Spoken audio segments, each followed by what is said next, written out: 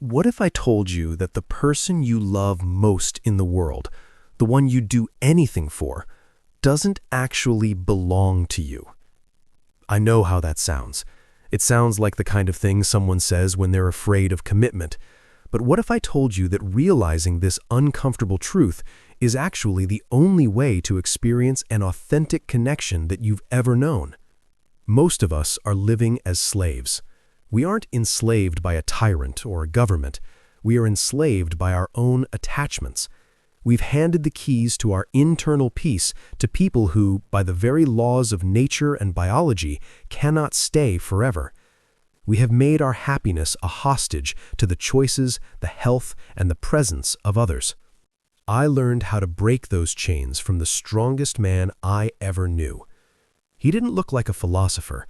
You've seen the statues of Marcus Aurelius in white marble, but the strongest man I ever knew wore faded navy blue work overalls and smelled like motor oil. He was my father. He was a blue-collar worker who never read a page of Seneca, yet he lived the most profoundly stoic life I've ever witnessed. Today, I'm sharing the blue-collar stoicism he taught me. These are lessons that will fundamentally change how you view every relationship in your life. Before we get into my father's story, let's look at the world we live in. We live in a culture that worships clinging. Our movies, our songs, and our social media feeds tell us that if you don't feel intense anxiety when they don't text back, you don't care. We're told that "I can't live without you" is a romantic sentiment. But let's be honest about the shadow side of that dependency. It's the knot in your stomach when they're late coming home. It's the way your entire emotional state for the day depends on whether your partner happened to be in a good mood at breakfast. That isn't love. That's a prison. The ancient Stoics had a word for this, apatheia. It doesn't mean apathy in the way we use it today. It means being free from the passions, those overwhelming, irrational emotions that cloud our judgment and make us suffer. My father didn't know the Greek word for it. He just called it keeping your head on straight. I first saw the power of this philosophy when I was 14 years old. My grandmother, the woman who raised my father as a single parent in the teeth of poverty, passed away. She was his absolute hero. I expected my father to shatter. I expected the house to fall apart. But I saw something I'll never forget. I saw tears on his face. Yes, he was grieving. But there was a physical steadiness to him. There was no rage, no screaming at the sky. A few nights later, we were sitting on the porch. The air was cool and the crickets were loud. I finally worked up the courage to ask him, "Dad, how are you so calm? Don't you miss her?" He looked out into the dark and said, "Son, of course I miss her, but she was never mine to keep. She was a gift I got to borrow for 52 years. Every day I had with her was a gift I didn't deserve, but I got anyway. Why should I be angry when the gift is returned? I should be grateful I had it at all." At 14, I thought that sounded strange, but as I grew older, I realized that his perspective didn't come from a lack of love. It came from a love so deep it didn't need to possess the other person. To understand how my father did this, you have to understand what the Stoics called the passions. My father had his own version of this. He called them the 4 storms. He explained it to me years later when I was going through my first real heartbreak. He said that when we tie our soul to another person, we subject ourselves to 4 distinct types of suffering. Pleasure, not the good kind, but the frantic, "I need more of this" kind. Appetite, the desperate craving for them to be near us at all times.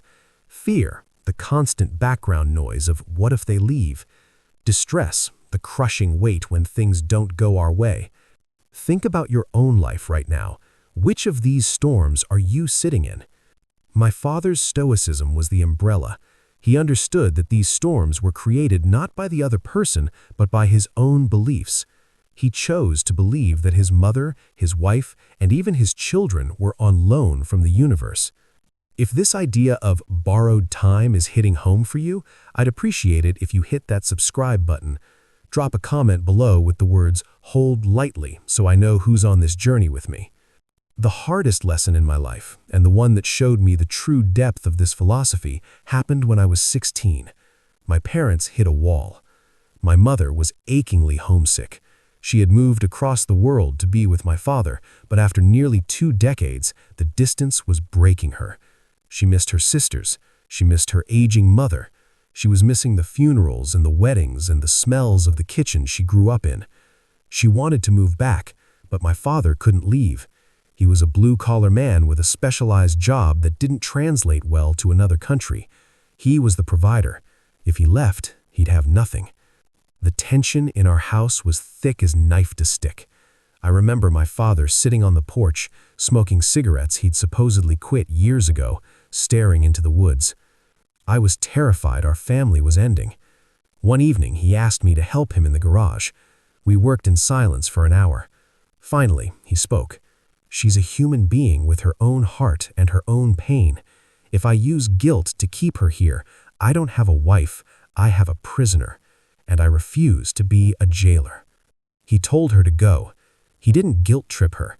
He told her, go for as long as you need. I'll be here when you come back.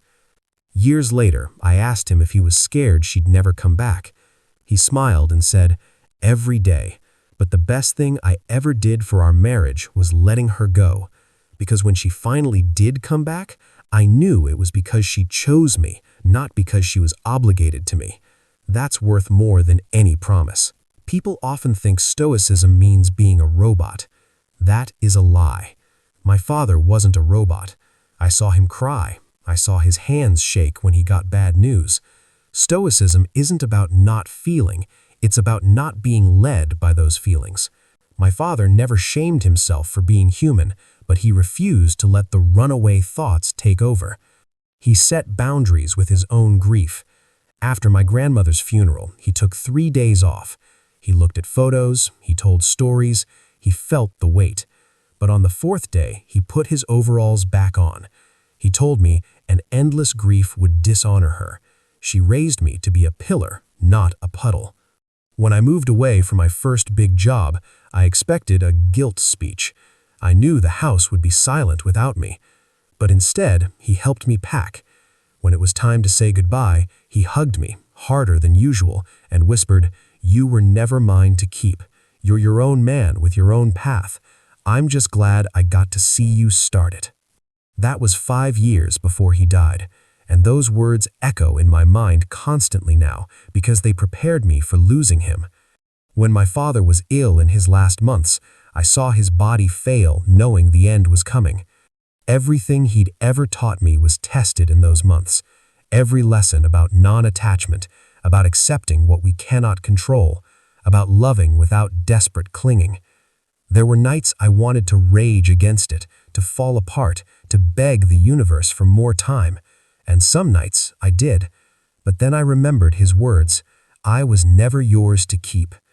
I chose to spend those last 3 months appreciating him, not grieving him while he was still alive.